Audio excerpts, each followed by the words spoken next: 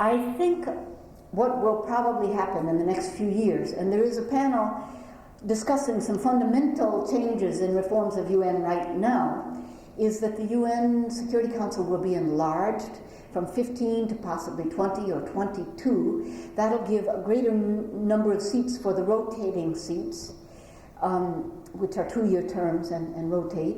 But I don't think the 5 permanent, as they call it, the permanent 5, are ever going to give up the power that they have right now. And that, I know the United States wouldn't do that. But I think the enlargement would be an important step in the right direction and would give a broader distribution. On the countries that act with impunity, you're right. In some cases, UN can enforce. In some cases, it can put the spotlight on the offenders. As you know, we don't have a UN army, so when peacekeepers go in, it has to have the backing of Security Council and so on. So we're not making war, we're trying to make peace. The UN, it is aspirational, it's an expression of hope. And when you raise those who act with impunity, you do have to consider that, think of this whole hemisphere. Today, with the exception of Cuba, the entire Western Hemisphere is democratic. And that's progress.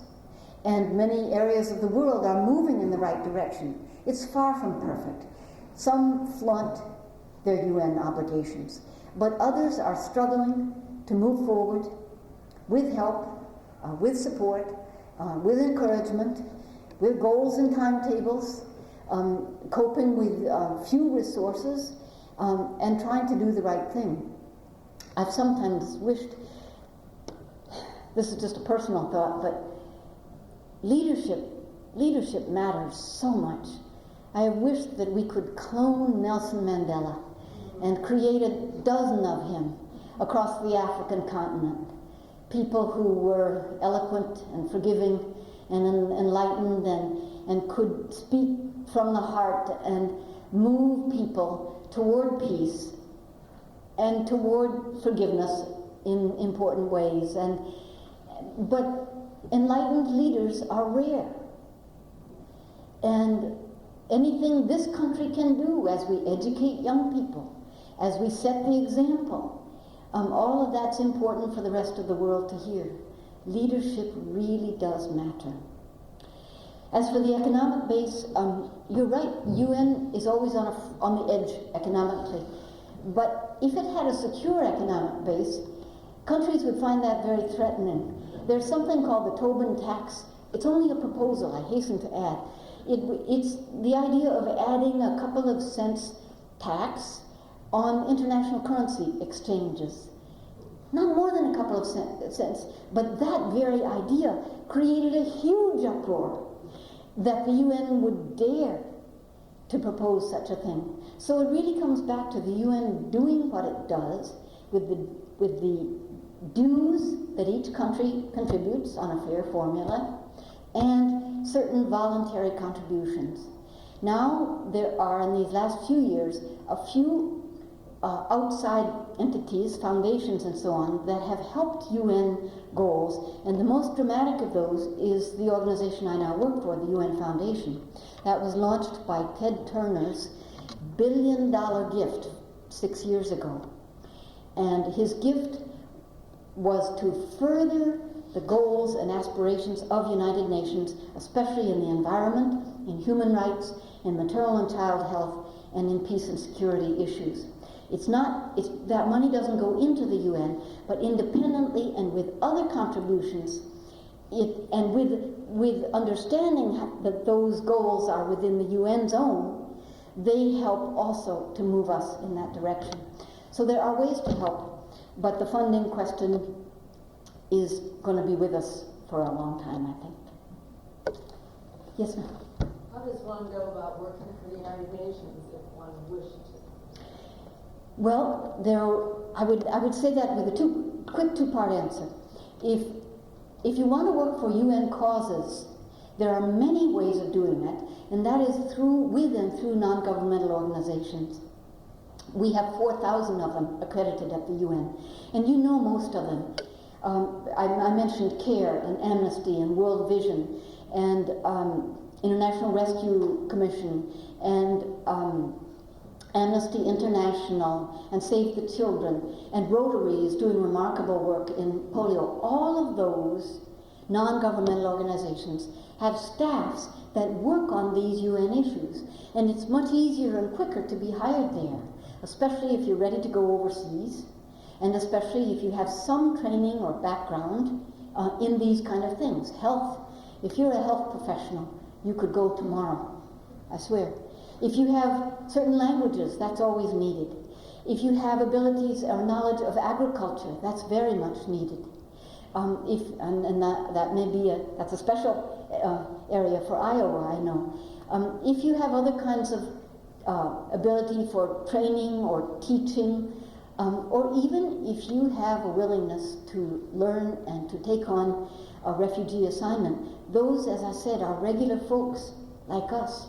They go through 3-month training and they're out there on the front lines. To join the UN itself is more difficult. UN professionals are, there's a high starting standard. You need a master's, you need another language or two, you need a certain range of expertise. All of that is available to you on the UN website, www.un.org, under Employment Opportunities. They need lawyers, they need people with knowledge of economics, knowledge in all kinds of backgrounds. And again, languages are important.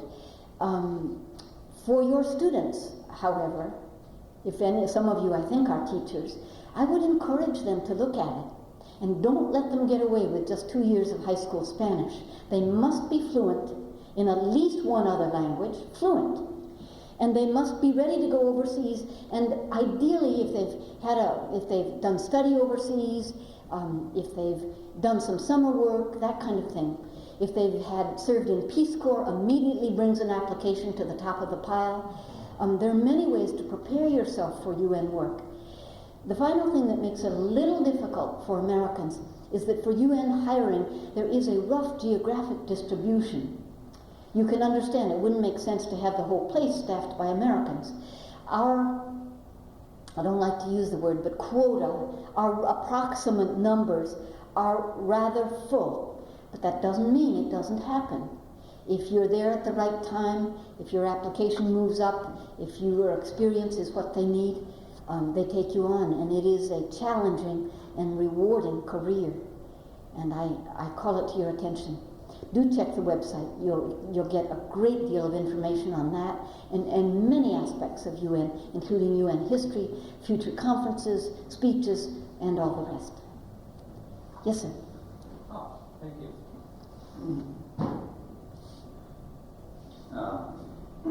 My name is Jim Serber. I'm a longtime resident of this community.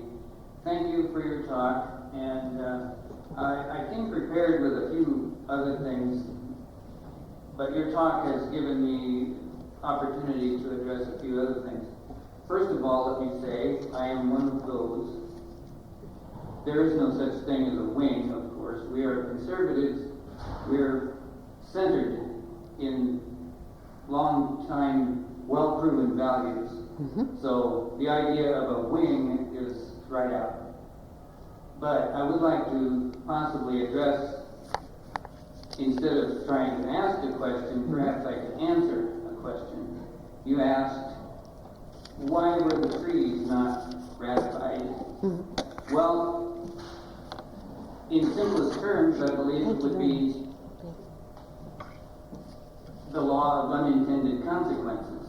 And the fact that, in spite of the very good work, I'm sure we can all get behind the humanitarian efforts of the UN.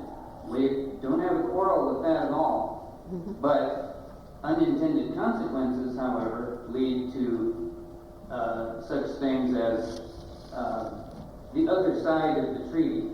Mm-hmm. The side that is not very well publicized, if you will. In your talk, you mentioned that the UN doesn't tax people. However, the gentleman here, our colleague, made reference to the possibility of taxing each country for the use of the oceans. And that's a treaty that may, in fact, come out of committee and come to a floor vote in the U.S. Senate very soon. The Law of the Sea Treaty, sometimes abbreviated as LOST, would, in fact, give the UN the power to levy a tax. This is just one example, and you mentioned several other treaties that weren't ratified, and it's because there's always something negative attached to these. Well, let me put it this way. The sea, I would suggest, belongs to all of us.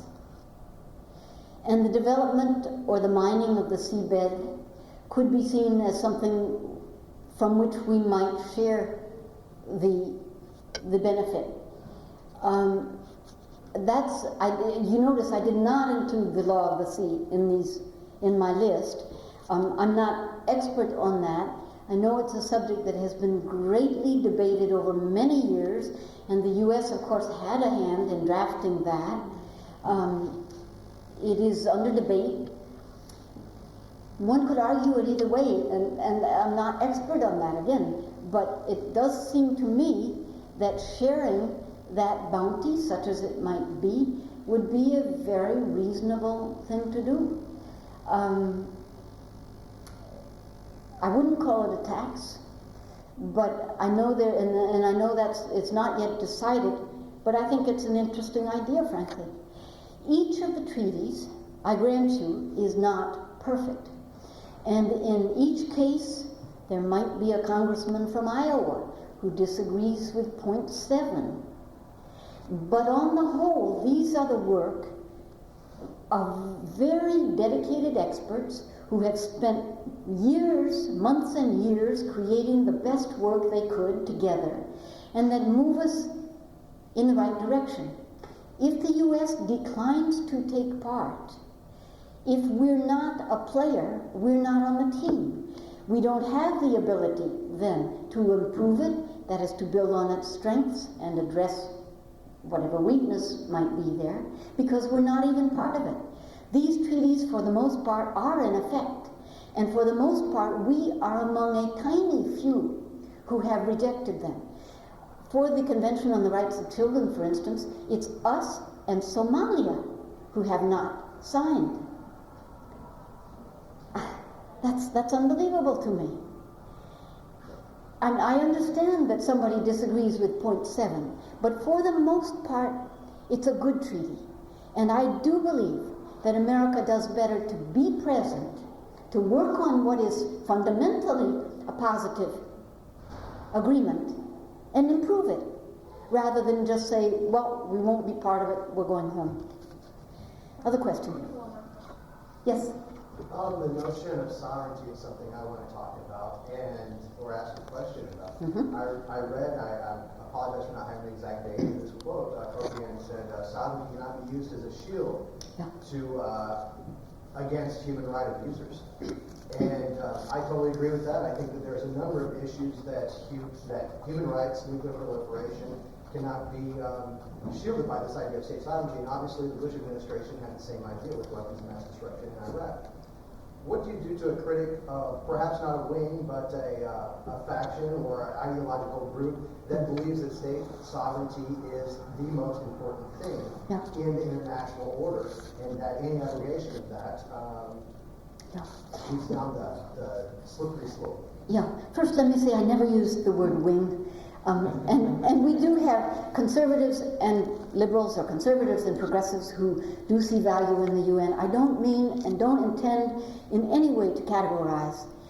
We do want all the friends we can get from all parts. And we do recognize that there is area to criticize from wherever you might look. But I think that there are also areas to support. But on the sovereignty question, it's a very interesting one. The classic definition of sovereignty is that it stands above all. Above all.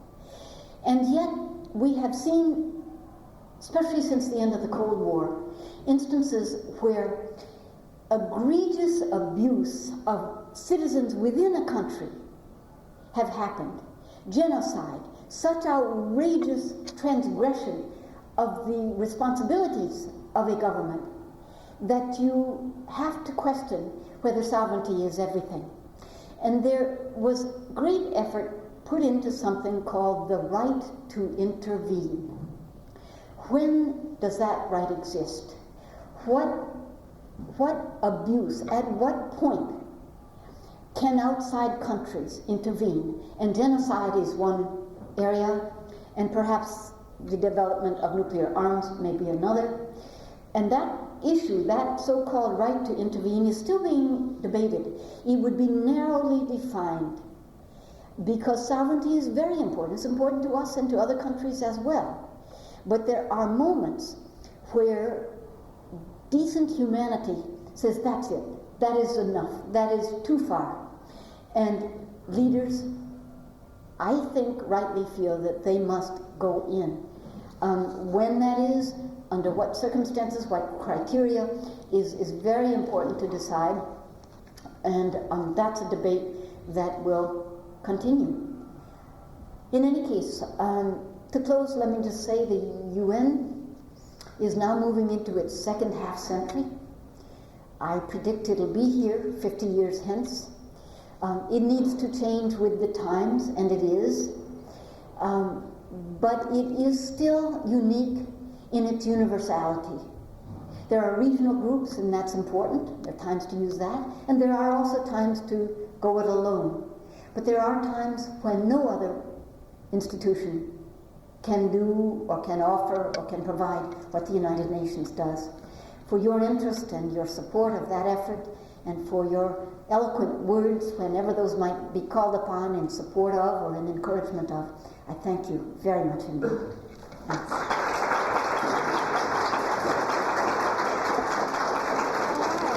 Thank you. And if anyone wants to continue the discussion with Jillian, there is a fundraising dinner tonight following this banquet. If anyone's interested in going, it's $15 for students and $15 for non-students. And if you just want to head to the Basil, which is at 6400 West Lincoln Way, you can go and have a wonderful dinner and listen to Jillian speak some more. Thank you all for coming.